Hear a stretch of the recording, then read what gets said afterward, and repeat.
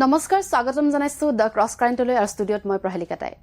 শেহতীয়াকৈ আমেৰিকাৰ নৱনিযুক্ত ৰাষ্ট্ৰপতি ডোনাল্ড ট্ৰাম্পৰ অবৈধ প্ৰব্ৰজনকাৰীৰ বিৰুদ্ধে লোৱা কঠোৰ স্থিতিয়ে তুলপাৰ লগাইছে সমগ্ৰ বিশ্ব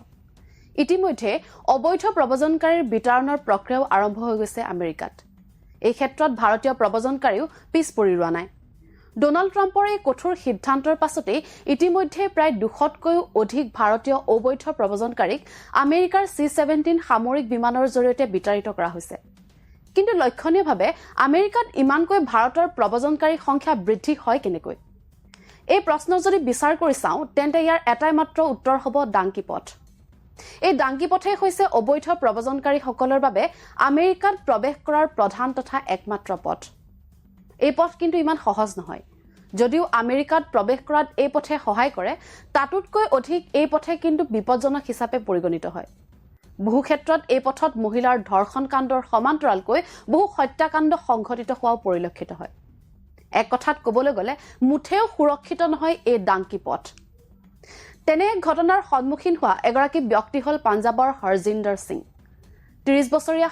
হৰজিন্দৰ সিঙে সদায় বিদেশত থকাৰ এক সপোন দেখিছিল সেয়েহে 2019 চনত তেওঁ এগৰাকী ট্ৰেভেল এজেণ্টক প্ৰায় 17 লাখ টকা প্ৰদান কৰি আমেৰিকালৈ উৰা মাৰে কিন্তু আমেৰিকাত প্ৰৱেশ কৰি সকলো পৰিস্থিতি বিপৰীত হৈ পৰিল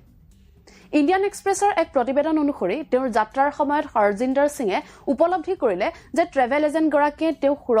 সুৰক্ষিত পথৰ বিপৰীতে ডাংকি পথৰ জৰিয়তেহে গন্তব্যস্থানলৈ লৈ গৈছিল যাৰ বাবে তেওঁ 1.7 লাখ টকা দিব লগাত পৰিছিল এই যাত্ৰাৰ সময়ত তেওঁ বিভিন্ন পৰিস্থিতিৰ সন্মুখীন হ'ব লগা হৈছিল এই সন্দৰ্ভত তেওঁ উল্লেখ কৰে যে এজন নতুন এজেণ্টে মেক্সিকোলৈ লৈ যাবলৈ তেওঁলোকৰ পৰা অধিক ধন বিচাৰিছিল কিয়নো আমেৰিকাত প্ৰৱেশ কৰাৰ কোনো ধৰণৰ আইনী নথিপত্ৰ বা অনুমতি তেওঁলোকৰ হাতত নাছিল হেহে পৰৱৰ্তী সময়ত তেওঁলোকক ঘোঁৰাত উঠাই এটা পৰ্বত আৰু নদী পাৰ কৰাই গন্তব্য স্থানলৈ লৈ যোৱা হৈছিল পাছত তেওঁৰ দলটোক এক অস্থায়ী নথিপত্ৰ প্ৰদান কৰা হৈছিল যাৰ বাবে তেওঁলোকক এমাহৰ বাবে আমেৰিকাত থকাৰ অনুমতি প্ৰদান কৰা হৈছিল পৰৱৰ্তী সময়ত তেওঁলোকক 8 ঘণ্টাৰ বাছ যাত্ৰাৰে কলম্বিয়াৰ পৰা কালিলৈ প্ৰেৰণ কৰা হৈছিল পাছত নাওৰে উপকূলীয় চহৰ টাৰ্বুত উপস্থিত হৈ তেওঁলোকে পানামা জংঘললৈ যাত্ৰা কৰে সেই সময়ত তেওঁলোকৰ সৈতে আফ্ৰিকাৰ 15 জনীয়া এটা প্ৰব্ৰজনকাৰী দলেও যোগদান কৰে প্ৰায় 10 দিন ধৰি দলটোৱে পানামাৰ জংঘল অতিক্ৰম কৰি গৈছিল য'ত তেওঁলোকে মানুহৰ আধা খোৱা মৃতদেহৰ লগতে বহুতো কংকাল দেখা পাইছিল এই পথবোৰ ভবাতকৈ বহু বেছি কঠিন আৰু বিপদজনক বুলি উল্লেখ কৰি হৰজিন্দৰে কয় যে তেওঁ জংঘলৰ মাজেৰে যোৱাৰ পথত কমেও 40টা মৃতদেহ উদ্ধাৰ কৰিছিল কিছুমানৰ শৰীৰ আধা খাই পেলোৱা হৈছিল আৰু কিছুমান কংকাললৈ ৰূপান্তৰিত হৈছিল এই ভয়ানক অভিজ্ঞতাৰ পাছত হৰজিন্দৰে বহু ৰাতি শুব নোৱাৰা অৱস্থাৰ সৃষ্টি হৈছিল বুলি সদৰি কৰে 13 দিন এটা শিবিৰত থকাৰ পিছত তেওঁলোকে কোষ্টাৰিকালৈ যোৱাৰ অনুমতি লাভ কৰিছিল ইয়াৰ পাছত তেওঁলোকক নিৰাগাঁৱলৈ এখন বাছেৰে প্ৰেৰণ কৰা হৈছিল নিৰাগুৱাৰৰ পৰা তেওঁলোকে গুৱাটেমালাত উপস্থিত হৈ আৰু তাৰ পিছত তেওঁলোকক ট্ৰাকৰ জৰিয়তে মেক্সিকোৰ টাপাচুলালৈ লৈ যোৱা হৈছিল কাগজপত্ৰৰ কাম চলি থকাৰ অজুহাত দেখুৱাই তেওঁক 20 দিনৰ বাবে টাপাচুলাত ৰখা হৈছিল ইয়াৰ পিছত তেওঁক পুনৰ ভেৰাকুজৰ এটা শিবিৰলৈ প্ৰেৰণ কৰা হৈছিল উক্ত শিবিৰত থকাৰ সময়ত তেওঁক ভিডিঅ' কনফাৰেন্সিঙৰ জৰিয়তে আমেৰিকাৰ সীমান্তৰ বিষয়াসকলৰ সৈতে কথা পাতিবলৈ কোৱা হৈছিল উল্লেখযোগ্য যে ইমানখিনি টকা খৰচ কৰাৰ লগতে বহুতো অসুবিধা অতিক্ৰম কৰাৰ পাছত হৰজিন্দৰে ভাবিছিল যে তেওঁ এতিয়া সুৰক্ষিতভাৱে আমেৰিকাত থকাৰ সুবিধা লাভ কৰিব